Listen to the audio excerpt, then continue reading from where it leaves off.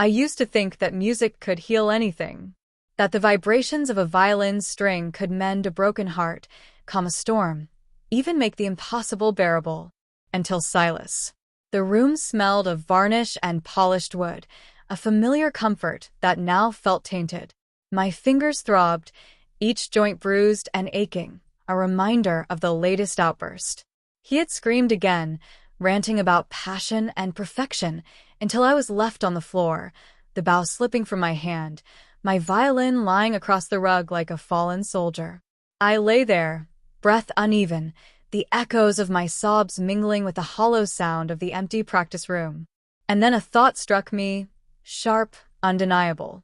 This isn't passion. This is cruelty. He isn't testing me. He's trying to break me. My fingers curled instinctively around the violin, gripping it like a lifeline. The wood felt warm against my bruised skin, and in that moment, I realized that the bow wasn't just a tool, it was a weapon. A sword I could wield silently, a precision instrument that could cut through the lies, the control, the terror. I rose slowly, wincing as my wrist protested. I stared at my reflection in the mirror. There were bruises forming across my cheeks and wrists, the faint trace of purple and yellow, like a macabre painting. And yet, my eyes were burning with something that Silas could never take from me. Fury. Silent. Sharp.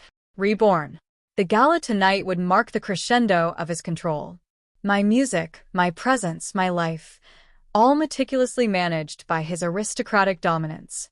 I had believed for too long that enduring was survival. But survival wasn't enough anymore. I wanted freedom. I wanted justice.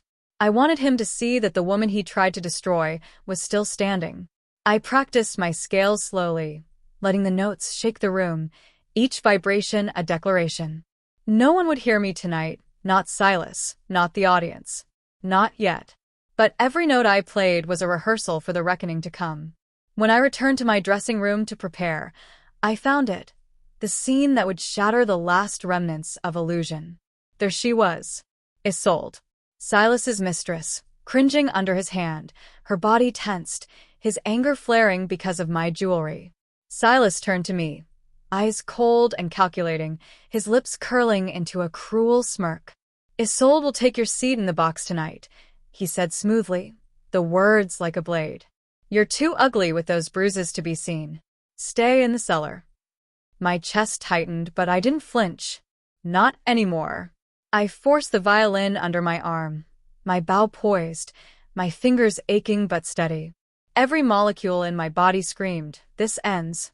And as Silas's shadow loomed over Isolde, I realized the truth I had refused to face for too long. I would not break. I would not bend. I was reborn in this pain, and my music, my fury, would be the instrument of my liberation.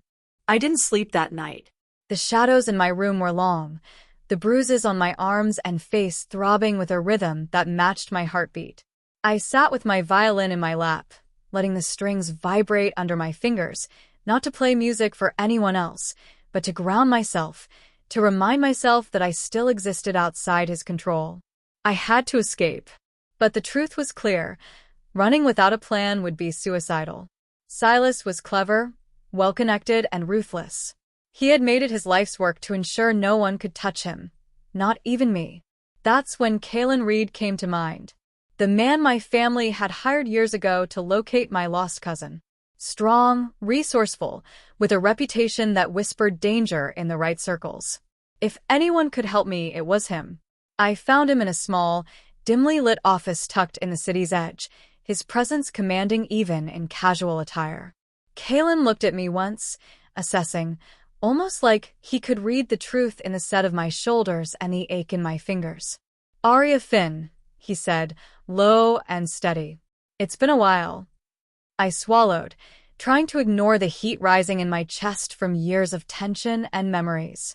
"I need your help," I said simply, forcing my voice steady. "It's urgent." He studied me for a long moment, and then his eyes fell to the visible bruises. His jaw tightened, his fingers tapping the edge of the desk. "You've been hurt," he said, almost a statement rather than a question. "By him."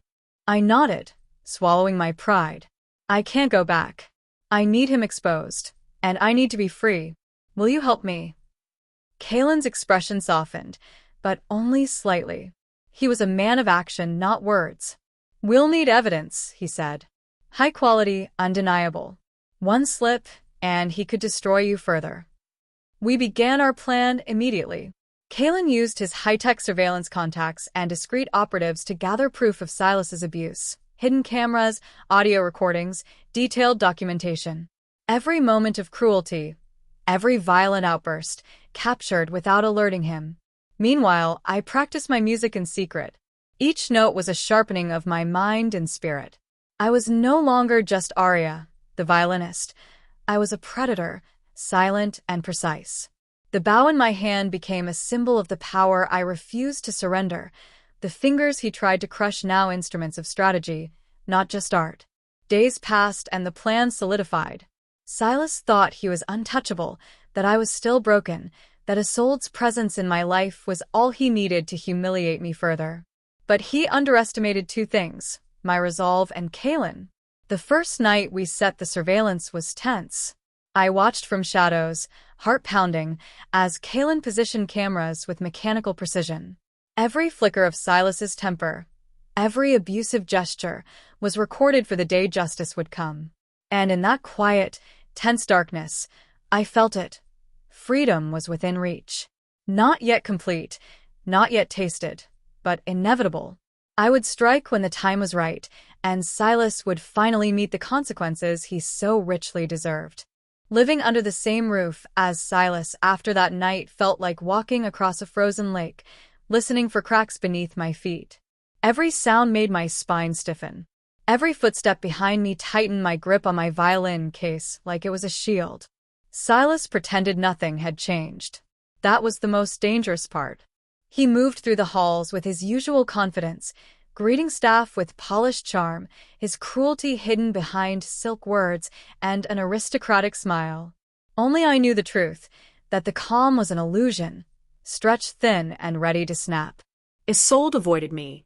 I caught glimpses of her sometimes, eyes downcast, shoulders drawn inward. We were mirrors of each other, trapped in different corners of the same gilded cage. Kalen's voice stayed in my ear through a tiny earpiece when we activated the surveillance. Just act normal, he said calmly. Let him be himself. That's all we need. Let him be himself. That was the cruel irony. Silas never needed provocation. His control thrived on silence, on fear, on the belief that no one was watching. I kept my routines unchanged. Practice in the mornings. Meals at the same hours. Eyes lowered, voice soft. I played the role he expected, the obedient musician he thought he had broken. Inside, though, my thoughts were razor-sharp. One evening, he entered my practice room without knocking. I felt him before I saw him. You're tense, he said coolly. Your playing suffers when you're emotional. I lowered my violin slowly. I'll correct it, I said quietly.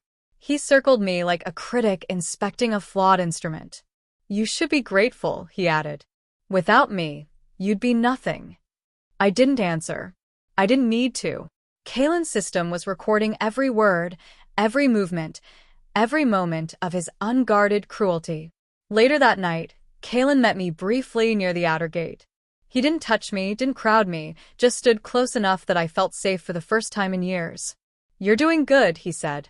I know this isn't easy. I looked down at my hands. My fingers were still tender, but steady. He wanted to take my music from me, I said softly. That's when I knew I had to leave. I can survive pain, but not silence. Kalen's jaw tightened. You won't be silent anymore.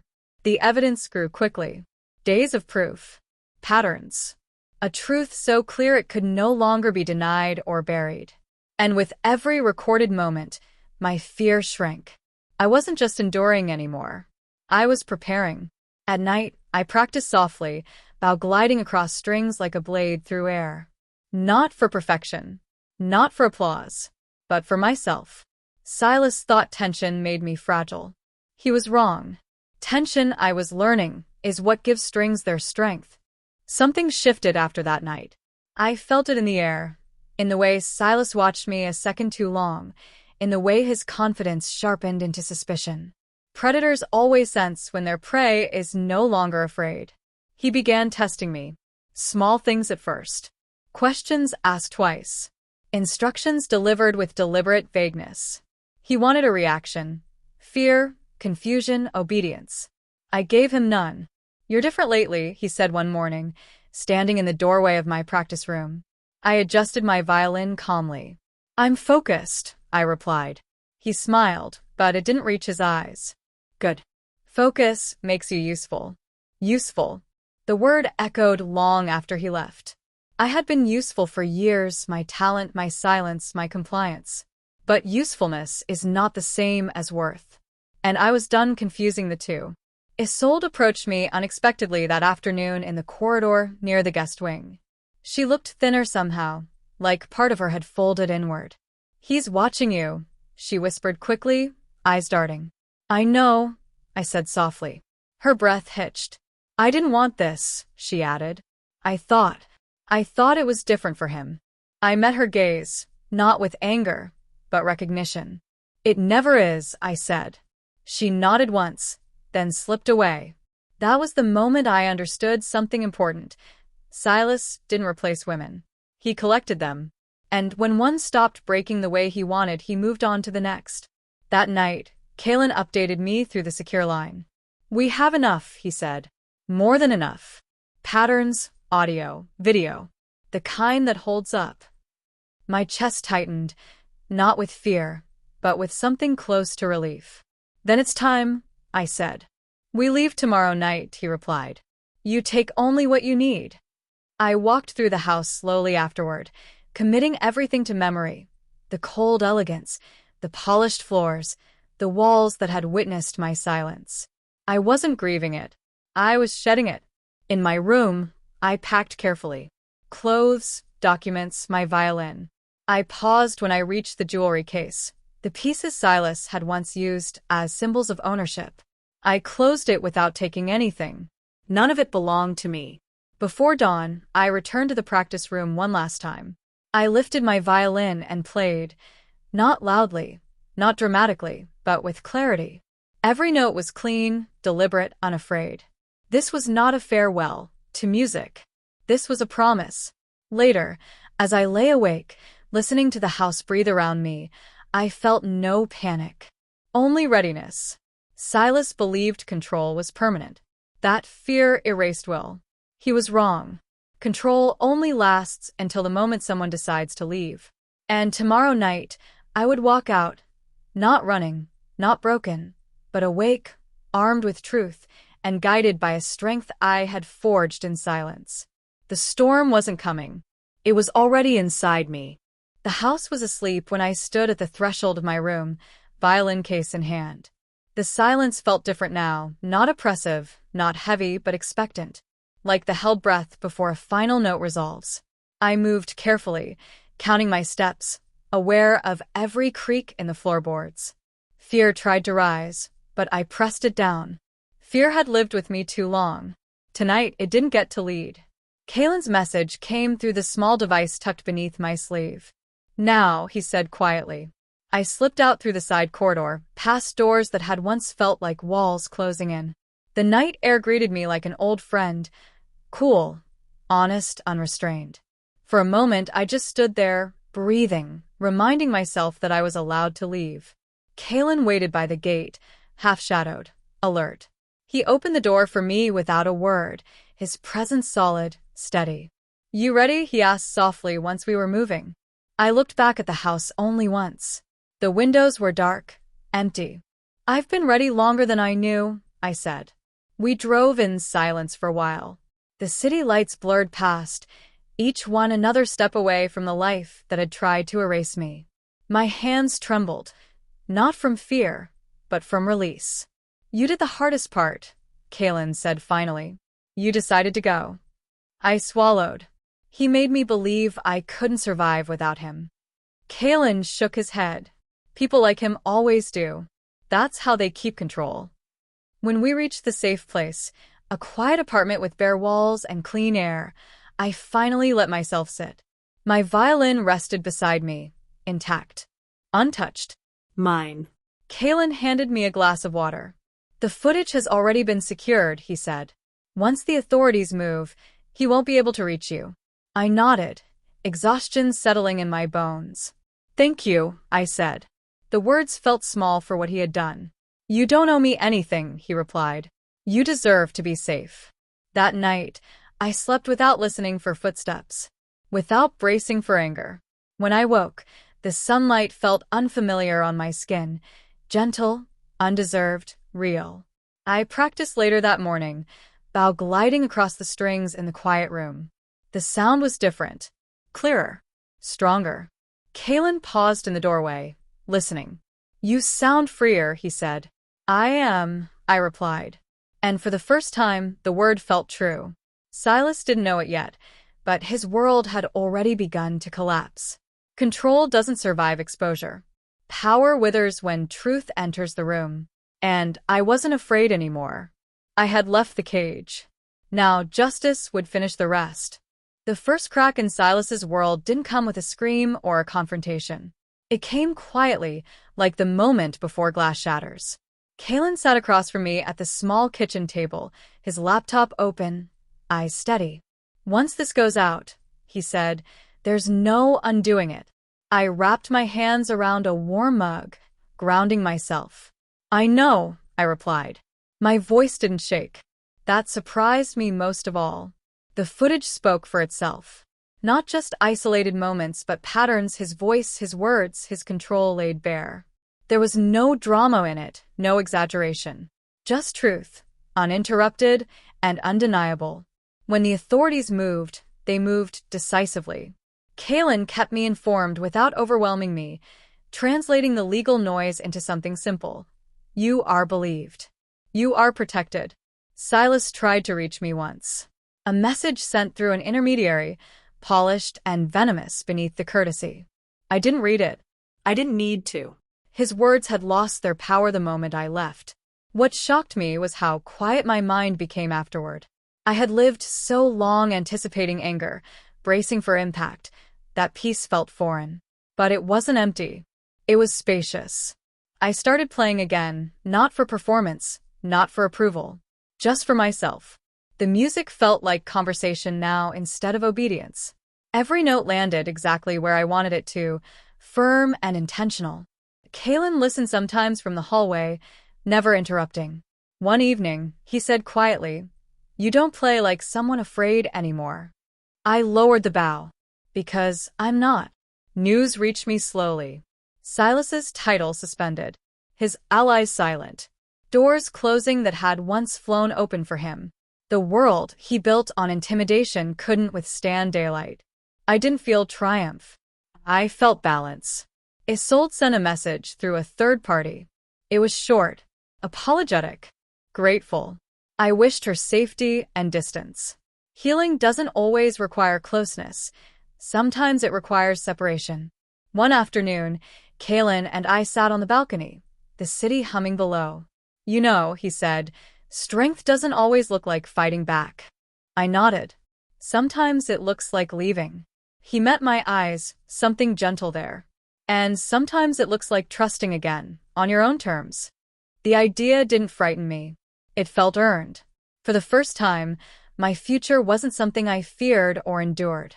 It was something I could shape. Music would always be part of me, but it would never again be a leash. Silas had tried to take my voice. Instead, he reminded me how powerful it was. And as the truth continued its steady work in the world, I finally understood something essential. Freedom isn't loud.